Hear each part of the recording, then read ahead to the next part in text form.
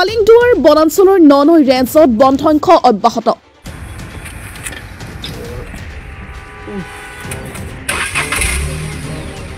বনধ্বংসৰ সৰজমিন তদন্তৰ বাবে চোৱা সাংবাদিক আৰু বীৰ লাচিত সেনাক কাৰ্যালয়ত আবদ্ধ কৰি দুব্যৱহাৰ ৰেঞ্জাৰ প্ৰাঞ্চল তালুকদাৰৰ। আমি ওদালগুৰি আমাৰ নুনাই ৰেঞ্জত আমি গৈছিলোঁ। আমাৰ গোটেই আমাৰ সৈনিকখিনি গৈছিলে, লগতে আমাৰ ডিমাকুচি ই মিডিয়াৰ ফাৰ্মাৰৰ পৰা আমাৰ সাংবাদিক বন্ধু গৈছিলে।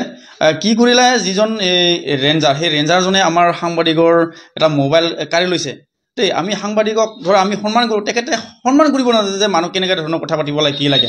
তেখেতৰ যিটো তাৰ গুণ্ডামি, তাৰ বোলে তেজ বোলে এনি টাইম দৌৰি থাকে, তাৰ গৰম হৈ থাকে তাৰ। আমি ক'লোঁ যে ছাৰ এনেকৈ আপোনাৰ দেখোন অফিচত আজি ইমান ডাঙৰ ডাঙৰ গছৰ ঠানি কাটিছে, এইটোতো গছৰ ঠানি কাটিব নোৱাৰে নহয়। আমি জানামতে যে য'ত গছ থাকিব ত'তে মানুহ থাকিব। গছবিলাক তেখেতৰ মেইন অফিচত, নুনাই ৰেঞ্জৰ মেইন অফিচতে ডাঙৰ ডাঙৰ গছৰ ঠানি কাটিছে। লগতে তাৰ যিটো অফিচ, সেই অফিচৰ বেগফালে আমি চোৰাংভাৱে গছ বিক্ৰী কৰি আছে।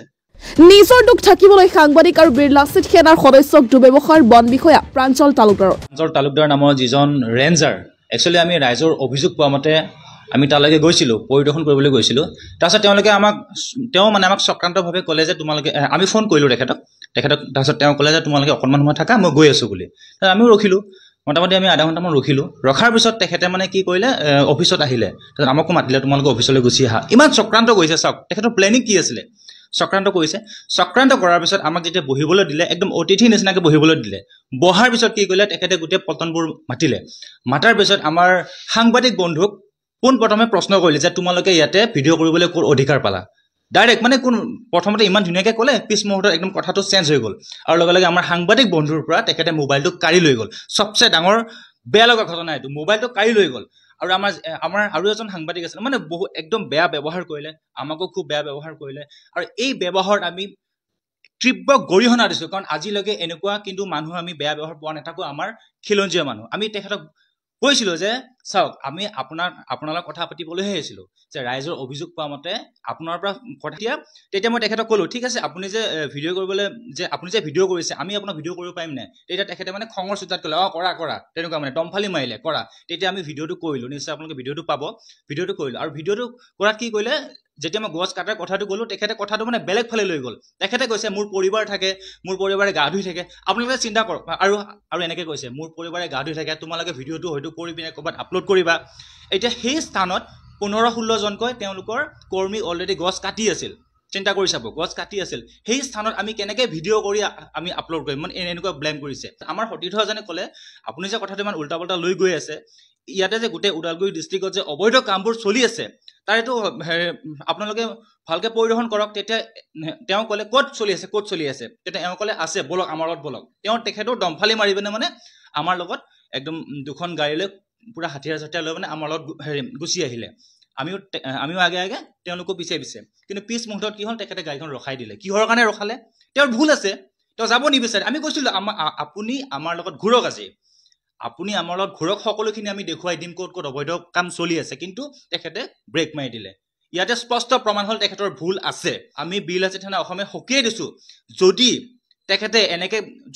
তেখেতে এনেকুৱা কাৰ্যকলাপ কৰি থাকে, মই DFOকো কৈছোঁ, DFO ছাৰকো কৈছোঁ, যদি এনেকুৱা কাৰ্যকলাপ কৰি থাকে, তেখেতক অনতি পলমে তদন্ত কৰক, আৰু তদন্ত হ'ব লাগে, আৰু তেখেতক ছাছপেন্স কৰিব লাগে। বনাঞ্চলখনৰ বহু প্ৰাপ্তবয়স্ক মূল্যৱান গছ কাটি লঙঠা কৰাক লৈ তীব্ৰ প্ৰতিক্ৰিয়াৰ সৃষ্টি হৈছে প্ৰকৃতিপ্ৰেমী সচেতন মহলৰ।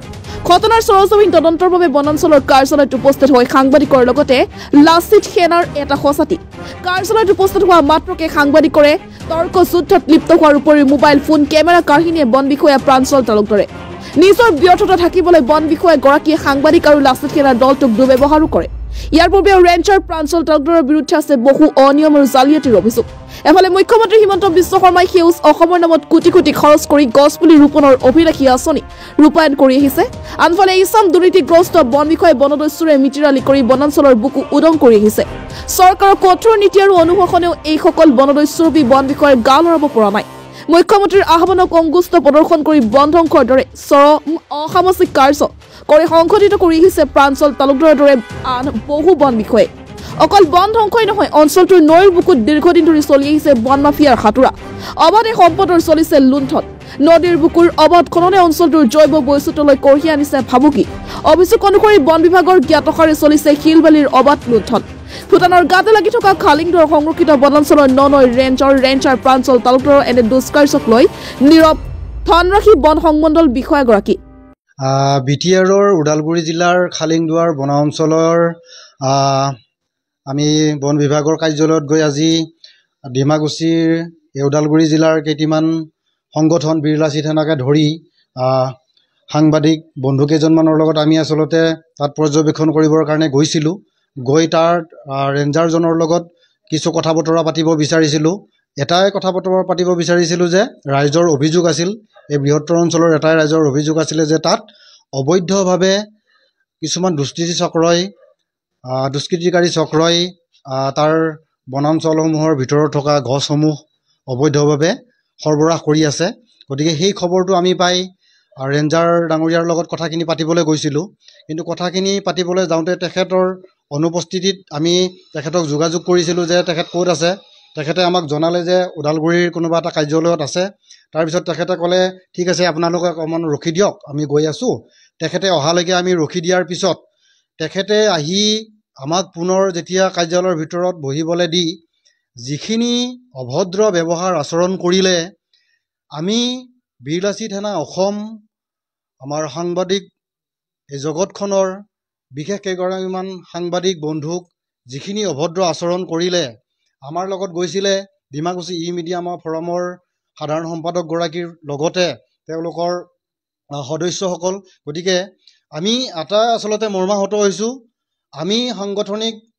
কাম কাজত গৈছিলোঁ ৰাইজৰ অভিযোগ পোৱাৰ কাৰণে গৈছিলোঁ আৰু সাংবাদিকসকলেও ৰাইজৰ অভিযোগ পোৱাৰ কাৰণে তেখেতৰ ওচৰত বুজ ল'বৰ কাৰণে গৈছিলে প্ৰাঞ্জল তালুকদাৰ নামৰ যিজন এজন অভদ্ৰ ৰেঞ্জাৰ অফিচাৰে যিখিনি দুৰ্ব্যৱহাৰ কৰিলে তেখেতৰ কাৰ্যালয়ৰ ভিতৰত আমাক চলে চতুৰে সুমুৱাই বহুৱাই যিখিনি অভদ্ৰ আচৰণ কৰিলে এইখিনিক আমি পোনপ্ৰথমে তীব্ৰ গৰিহণা দিছোঁ আৰু ইয়াৰ পৰাই ওদালগুৰি জিলাৰ DFO গৰাকীক এটা কথাই ক'ব বিচাৰিছোঁ এনেকুৱা অভদ্ৰামী কৰা অফিচাৰ আমি পূৰ্বতে পোৱা নাছিলোঁ আমি পুলিচ প্ৰশাসন আৰু ফৰেষ্ট বিভাগৰ লগত বিৰলাচি থানা অসমে সদায় মিলিজুলি তাৰ কিছুমান অবৈধ কাম কাজৰ হৈ মাত মাতি আহিছিলোঁ আৰু সেই কিছুমান দুষ্ট চক্ৰক আমি উৎখাত কৰাৰ কাৰণে কিছুমান পৰিকল্পনা হাতত লৈ তেখেতলোকৰ লগত কথা পাতিবলৈ গৈছিলোঁ কিন্তু এই ৰেঞ্জাৰগৰাকীৰ প্ৰাঞ্জল তালুকদাৰ নামৰ যিজন অভদ্ৰ ৰেঞ্জাৰ তেখেতে যিখিনি আমাক দুৰ্ব্যৱহাৰ কৰিলে এটা বন্ধ কোঠাৰ ভিতৰত সুমুৱাই লৈ গতিকে সেইখিনি আমি সাধাৰণভাৱে ল'ব পৰা নাই